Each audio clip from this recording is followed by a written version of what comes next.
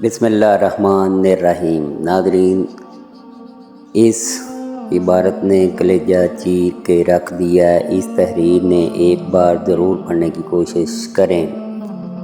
جب موت آئے گی تو یقین جانیں کہ کچھ بھی کام نہ آئے گا۔ آپ کے دنیا سے جانے پر کسی کو کوئی فرق نہیں پڑے گا اور اس دنیا کے سب کام کاج جاری رہیں گے۔ آپ کی ذمہ داریاں کوئی اور لے لے گا۔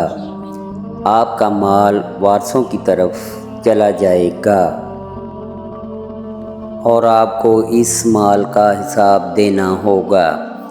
موت کے وقت سب سے پہلی چیز جو آپ سے چلی جائے گی وہ نام ہوگا۔ لوگ کہیں گے کہ ڈیڈ باڈی کہاں ہے؟ جب وہ جنازہ پڑھنا چاہیں گے تو کہیں گے کہ جنازہ لائیں۔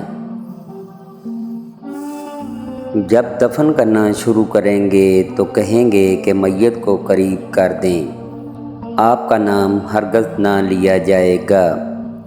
مال، حسب و نسب، منصب اور اولاد کے دھوکے میں نہ آئیں۔ یہ دنیا کس قدر حقیر ہے اور جس کی طرف ہم جا رہے ہیں وہ کس قدر عظیم ہے۔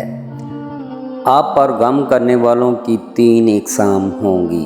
نمبر 1، جو لوگ آپ کو سرسری طور پر جانتے ہیں وہ کہیں گے ہائے مسکین، اللہ اس پر رحم کرے۔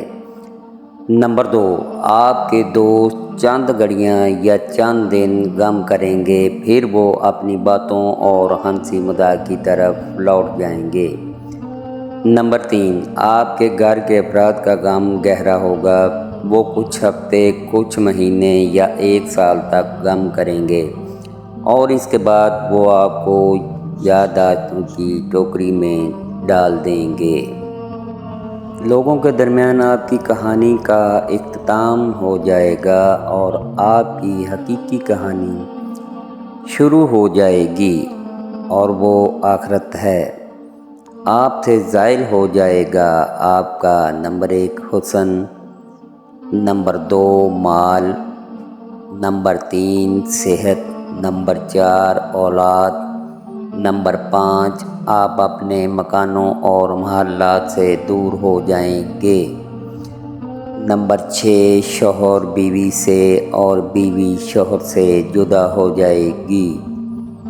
آپ کے ساتھ صرف آپ کا عمل باقی رہ جائے گا۔ یہاں یہ سوال پیدا ہوتا ہے کہ آپ نے اپنی قبر اور آخرت کے لیے ابھی سے کیا تیاری کی ہے؟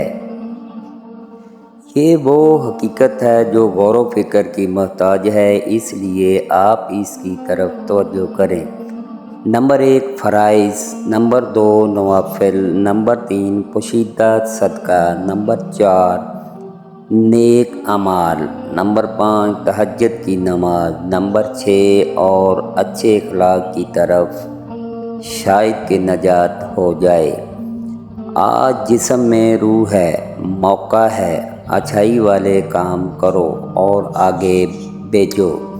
کل جسم ہوگا لیکن روح پرواز کر چکی ہوگی، پھر افسوس اور پچھتاوے کے سوا کچھ بھی باقی نہیں رہے گا۔